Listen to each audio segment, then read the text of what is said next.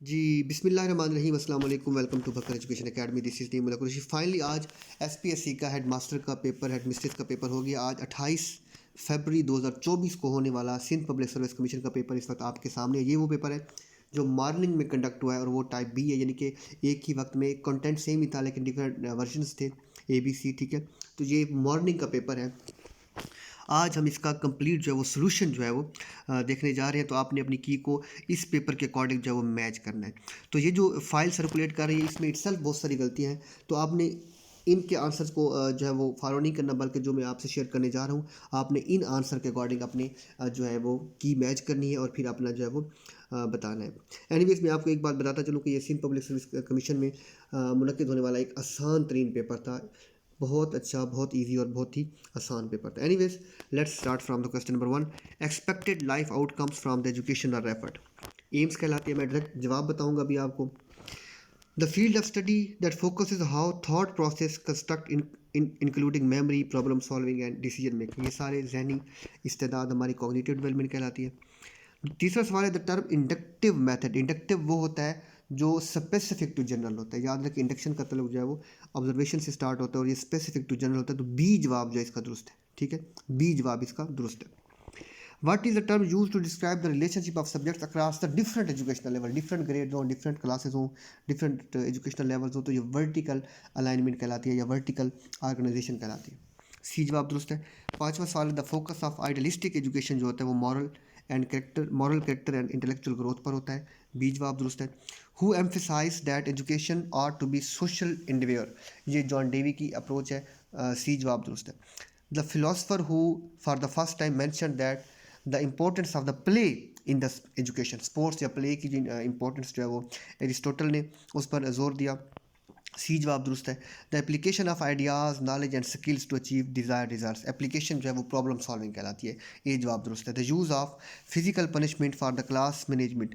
Physical जिस्मानी जो सज़ा है उसको कॉर्पोरल पनिशमेंट कहा जाता है। डी जवाब दुरुस्त है। 10वां सवाल है the period starting from zygote to 250 to 300 days, यानी कि जो रहम मादर होता है उसमें बच्चे की जाइगोट से लेकर जो मुकम्मल नशोनुमा होती है लेकिन बच्चा माँ के पेट में ही होता है, तो इसको प्री नेटल यानी कि कबल पैदाइश का जो दौरानिया होता है तो प्री नेटल कहलाता है। ए जवाब दुरुस्त है। 11वां सवाल है which of the following word mean extremely bad or appalling. तो एट्रोशियस इसका जो है वो सिनोनिम है। एक्सट्रीमली बैड बिल्कुल बुरा या नापसंद को कहते हैं। विच sentence is an example of passivise. Passivise वो होता है जो कि इसमें सिर्फ एक ही पैसिवाइज है, बाई का इस्तेमाल होता है। तो बी जवाब दुरुस्त है। The application will be reviewed by the committee, ठीक है।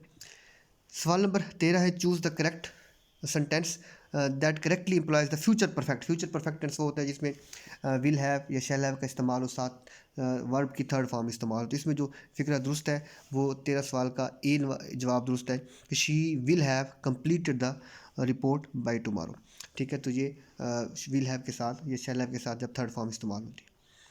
14 सवाल नंबर है identify the sentence with the correct parallel structure, यानी कि हम मानी अल्फाज हैं, एक ही बात मुतबादल अल्फाज एक ही मानी कैरी करते हैं। तो सी जवाब दुरुस्त है। देवर हैप्पी, हैप्पी भी एक ही बात है, एक्साइटेड भी एक ही बात है और फुल ऑफ जॉय, दोनों खुशी, हैप्पी, एक्साइटेड, ये सारे एक ही बात है। तो ये पैरेलल है।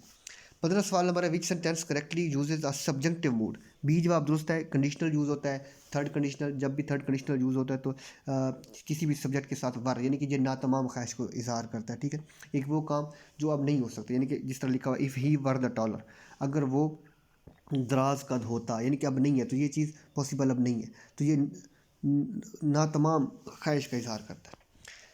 Choose the sentence that correctly uses a cleft sentence. Cleft sentence जो है वो रिलेशनशिप को फाइंड आउट करता है, डिफाइन करता है कि किसको जो है ऑब्जेक्ट पर किसका जो है वो एक इम्पैक्ट होता है। तो इट वाज द विंड उसको आइडेंटिफाई करता है, यानी कि सब्जेक्ट को आइडेंटिफाई करता है, ठीक है। तो इट वाज द विंड, ये हवा थी दैट ब्रोक द विंडो, तो वो विंड को आइडेंटिफाई करने के लिए इट वाज द विंड इस्तेमाल किया गया। 17 सवाल नंबर है which sentence correctly uses elliptical clause to avoid repetition. तो सी जवाब दुरुस्त है। She likes skiing in winter and swimming in summer, क्योंकि ये दोनों में जेरेंट यूज़ हुआ है, ठीक है। और इसके अलावा जो है वो वर्ब इसके अलावा इस्तेमाल हुआ है। एनीवेज 18वां सवाल है choose the correct synonym of contort. तो इसका जो सिनोनिम है वो ट्विस्ट है। ए जवाब दुरुस्त है। 19 का choose the correct synonym of sceptical, तो ड्यूबियस ठीक है, स्केप्टिकल डाउटफुल को कहते हैं, तो ये उसके लिए ड्यूबियस का लफ्ज़ भी इस्तेमाल होता है, तो इसका भी ए जवाब दुरुस्त है। ओनेरियस का मतलब क्या होता है, बर्डनसम, ठीक है, यानी कि एक काम का जो है वो बोझ, बर्डनसम, ठीक है, तो सी जवाब दुरुस्त है। 21 सवाल नंबर है, the curriculum will be child centred. कब चाइल्ड सेंटर्ड होगा, जब टीचर क्या होगा, प्रोग्रेसिविस्ट होगा, तो वो चाइल्ड सेंटर्ड फिलोसफी है। उसके बाद है जी हाँ जी 22 हो गया। 22 है, the teaching strategy includes breaking down complex concepts into smaller and more manageable parts and teaching them sequentially. चीज़ों को छोटा छोटा करके उसको तरतीब से बार बार अलग अलग करके समझाना, उसको एक बहुत बड़े काम को छोटे छोटे यूनिट्स में बांट लेना और थोड़ा थोड़ा करके सिखाना। इस अमल को स्कैफोल्डिंग कहते हैं। ये वाइगोस्की की थ्योरी की कॉन्सेप्ट है कि आप जब लर्नर को सिखा रहे होते हैं, ठीक है, तो थोड़ा थोड़ा गाइड करते हैं कोई प्रोसेस समझाने के लिए। सवाल नंबर 24 sorry 23, which of the following is not a key component of educational planning, तो बिजनेस मैनेजमेंट इसका दुरुस्त जवाब है 23 का। 24 का, which organization is responsible for educational planning at the international level, तो वो यूनेस्को होती है, United Nation education scientific and culture organization, ये ऑब्जर्व करती है international level. Educational planning plays a crucial role in addressing the issues of gender discrimination, सिनफी इम्तियाज़ात पर जो है वो फोकस करती है, ए जवाब दुरुस्त है। 26 सवाल नंबर, अकॉर्डिंग टू जेन पियाजे what is the term for the process by which a child incorporates new information into the existing cognitive structure, अपने कॉग्निशन में नई इन्फॉर्मेशन को ऐड करता है, ठीक है, तो उसका जो है वो फिर इस्तेमाल करता है, तो एग्जिस्टिंग स्ट्रक्चर को यूज़ करना वो एसिमुलेशन कहलाता है, बी जवाब दुरुस्त है। The world health organisation WHO plays a significant role in public health, ठीक है, ये जवाब यहाँ पे गलत टिक हुआ पड़ा है, आपने इसको पब्लिक हेल्थ कंसीडर करना है, पब्लिक हेल्थ बी जवाब दुरुस्त है।